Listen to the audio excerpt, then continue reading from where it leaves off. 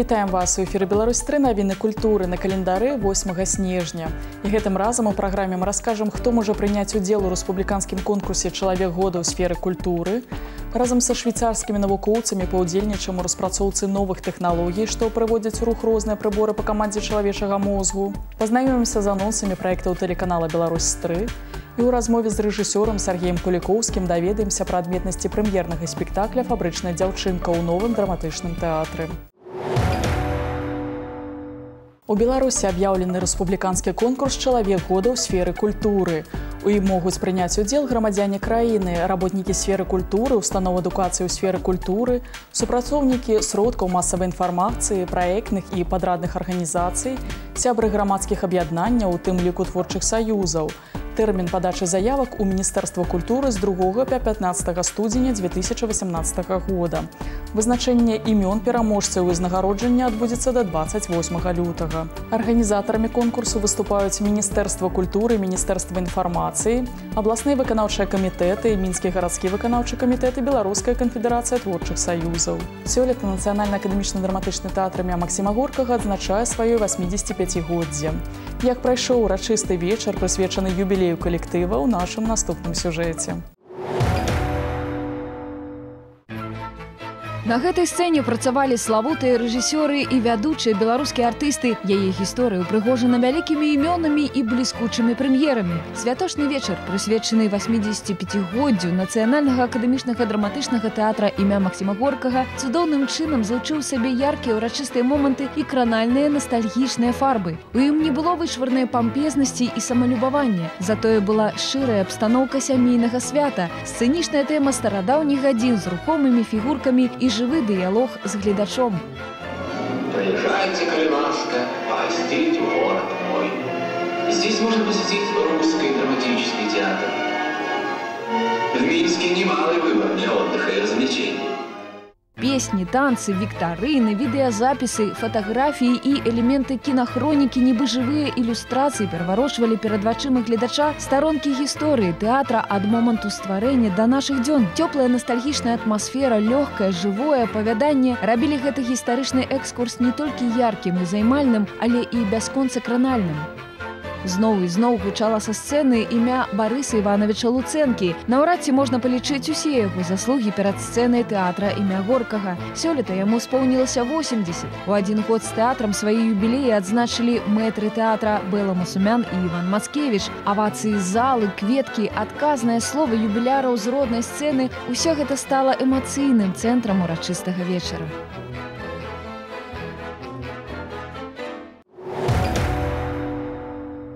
Цягам 3 дзён у Мінску пройдзе фестываль ежы і напояў фуд-шоу.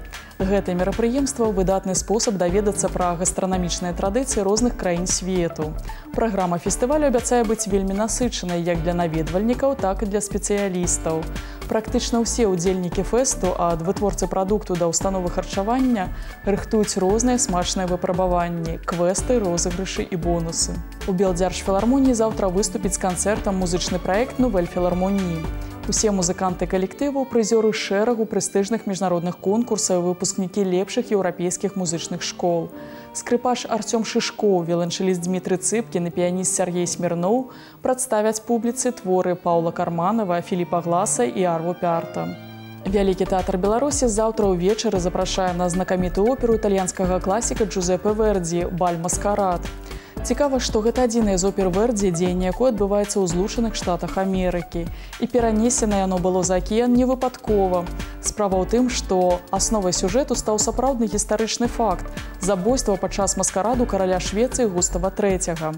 Каб ніхто нічога лішняга не надумаў, цэнзары запатрабавалі ад Верді змяніць сюжэт. У выніку дзеянне перамясцілася са Швецыі ў Штаты, кароль Густаў стаў англійскім губернатарам Бостона, і толькі геніяльная музыка Верді засталася без змен. Заўтра да дня нараджэння Максіма Богдановича тэлеканал «Беларусь-3» падрыхтаваў да прагляду выпуск дакументальнага цыкла «Запіскі на полях», прысвечаны класіку беларускай літаратуры. Паэт пражыў усяго 26 гадоў. Яго ўзнёсак у жанравую і структурную разнастайнасць беларускай літаратуры абгрунтавана параўноўваюць з унёскам Пушкіна ў рускую. Менавіта Максім Богданович дадаў у нацыянальную літаратуру розныя формы вершаў, у тым ліку і санеты. Запіскі на палях глядзіце заўтра ў 14 гадзін 10 хвілін на Беларусь-3. Заняткі юнака беларусікай ішлі для бацькі і для іншых родзічаў цалкам непрыкметна. І галава сям'і, калі і не падтрымліваў гэтых сынавых памкненняў, то пэўна Максіму і не перашкаджаў. Спектакль «Дзённік паэта» або інтымны дзённік па п'есе Сергея Кавалёва на заўтра пазначаны ў афішы Рэспубліканскага тэатра беларускай драматургіі.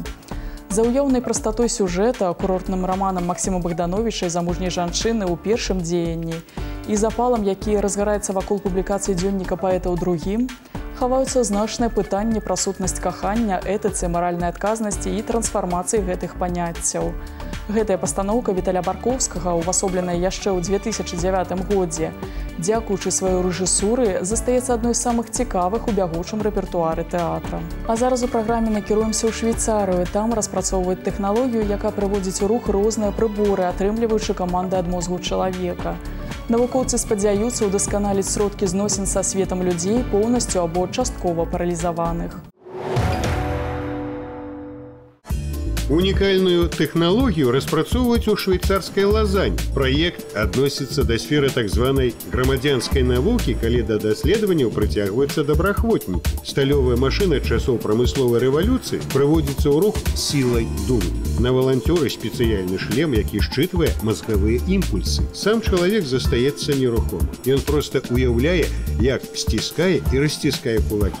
It is based on what we call brain-machine interfaces. Усё заснавана на тым, што мы называем мазгавым інтэрфейсам. Мы расшыфроўваем імпульсы мозга. Пасля гэтага на аснове матэматычных мадэляў мы вызначаем, што гэта за працэсы, чаго хоча карыстальнік і перадаём гэтую інфармацыю машыне.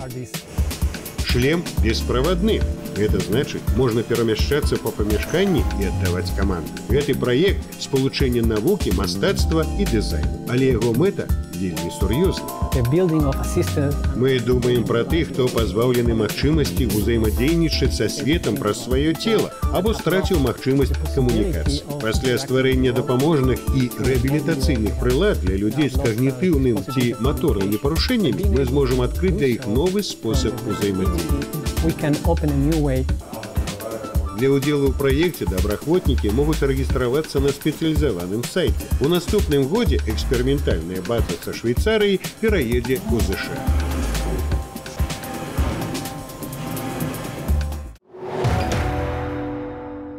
У гомельскім палацы Румянцевых і Паскевічаў зараз працуе выстава «Біблейскія міфалагічныя сюжэты ў заходнееўрапейскім мастацтве 17-19 стагоддзяў». На ёй прадстаўлены больш за 70 твораў жывапісу, скульптуры і графікі з калекцыі заходнееўрапейскага мастацтва Нацыянальнага мастацкага музея Рэспублікі Беларусь. Сумяшчэнне ў адзінай экспазіцыі работ майстроў розных эпох, стыляў, мастацкіх школ дае магчымасць супаставіць розныя інтэрпрэтацыі міфалагічных і біблейскіх вобразаў і сюжэтаў. Для сапраўдных аматараў кінамастацтва мы прапануем аўтарскую праграму Владзіміра Арлова «Люблю і помню». Толькі асабістыя ўражанні, толькі падзеі, сведкам якіх быў сам аўтар, толькі факты, што не знойдзеш ні ў адным даведніку ці падручніку. Такую праграму прапануе гледачу рэжысёр, сцэнарыст, пісьменнік Владзімір Арлоў. У гэтым выпуску ён падзеліцца ўспамінамі пра беларускага кінарэжысёра сусветнага ўзроўню Валерыя Рубінчыка. Адразу па завяршэнні праграмы глядзіце драму Валерыя Рубінчыка «Вянок санетаў». Хлапчук з суседняга дома. І гэты хлапчук прасочваўся на Беларусьфільм і круціўся вакол нашай здымачнай групы. Пра цікавыя культурныя мерапрыемствы, якія гэтымі днямі ладзяцца ў беларускай сталіцы, даведаемся ад нашых карэспандэнтаў. Дзівосны свет міста эсэнцыялізму ў работах мастака Олега Орлова. Сугучная новаспечанаму аўтарскаму стылю экспазіцыя адкрылася ў галерэі «Артэль». Больш за 30 карцін сімвалаў прадставіў беларускім знатакам мастацтва творца з асобым светапоглядам і цікавай гісторыяй. Это все объекты, которые помогают человеку прикоснуться к зазеркалью. То есть это не предметы, как картины, украшения интерьера, хотя в интерьере они очень классно смотрятся, но это должны быть очень такие серьезные интерьеры. И неважно, в каком они стиле это, или там вплоть до дворцового стиля, от хай-тека, открытого бетона, до дворцового стиля, но они живут своей жизнью. Асобы стыль не адзінае новаўвядзенне Олега Орлова. Яго суправаджае незвычайная тэхніка пісьма, падобная да мазаікі або вітража, выкананая маслянымі фарбамі і ў прамым сэнсе запазычаная у прыроды. Я вспомнил в детстве, что я рассматривал аккуратно пойманную мной стрекозу под увеличительным стеклом. Мне были очень интересны все эти насекомые. И когда я увидел ее глаза, мне стало очень интересно, как она вот этими полусферами, разделенными на ячейки, воспринимает окружающий мир. И в году-то в 91-м я это вспомнил и начал использовать одну из этих техник. Сёння мастак Олег Орлов, калекцыянер, рэстаўратар карціны мэблі, а таксама кампазітар і выканаўца. У яго творчым рэпертуары ўжываюцца два супрацьлеглыя стылі – рок і дарк эмбіент, музыка якой гучаць карціны аўтара.